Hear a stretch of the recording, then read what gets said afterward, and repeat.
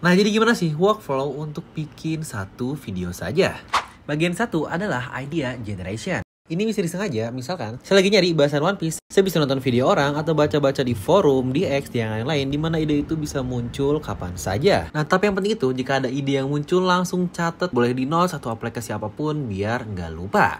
Dan waktu untuk di bagian lead generation ini bisa sangat bentar atau bahkan bisa sampai berhari-hari. Lalu di bagian kedua, kita masuk ke tahap scripting. Dimana tahap ini biasanya bagian yang orang sering di skip, padahal ini sebenarnya bagian yang paling penting. Dan case untuk konten saya sendiri yang emang isinya cuma voice over, makanya script yang saya buat biasanya benar-benar full lengkap banget dari A sampai Z dan bukan outline biasanya saja. Nah, di bagian inilah ide yang kita dapat di poin satu tadi kita generate untuk dibuat outline-nya, dan kita bakal cari bahan-bahan pendukungnya di bagian script ini. Dan dimana untuk proses scripting sendiri biasanya bisa dilakuin di mana aja, dan saya sendiri pun biasanya butuh waktu ya 1-3 jam lah untuk tahap ini. Dimana masuk ke tahap ketiga, dan untuk case saya adalah voice over. Karena konten saya adalah konten faceless, jadi bagian paling penting adalah di mikrofon, dan karena emang udah ada mic di PC, maka biasanya saya melakukannya di depan PC. Atau bahkan kadang kalau saya lagi di luar kota, saya juga ada mic wireless nih yang bisa dibawa kemana-mana, walau hasilnya memang tidak sebagus mic yang biasa. Untuk waktu yang dibutuhin biasanya sekitaran 1,5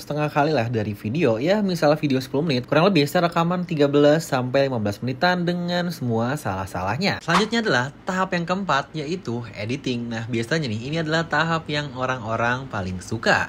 Dimana untuk saya sendiri saat ini, karena saya sudah memiliki editor, jadi sekarang hampir semua videonya udah bisa di outsource kepada mereka.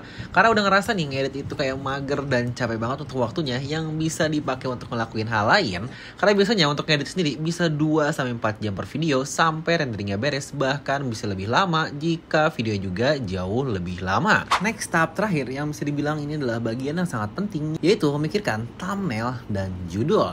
Ya, butuh lumayan waktu nih untuk brainstorming mau judul apa dan thumbnail apa, karena dampaknya akan sangat terasa sekali. Judul dan thumbnail adalah garda terdepan dari pelajaran untuk marketingin channel lah, dan kalian harus bisa membuat judul yang clickbait tetapi sesuai dengan isi konten. Last but not least, terdapat satu hal yang bisa kalian lakuin di pasca post video, yaitu adalah cek analytics. Dimana untuk hal ini nggak perlu sering-sering lah, misal kalian ngecek 1 hari setelah video rilis, dan juga dicek lagi nanti setelah 1 minggu. Kalian bisa mengecek apakah CTR-nya bagus, impresinya bagus ya. Di sini kalian bisa try lah untuk mengganti judul, ganti thumbnail biar sesuai. Nah, jadi itulah untuk workflow setidaknya versi channel dari saya pribadi. Enjoy!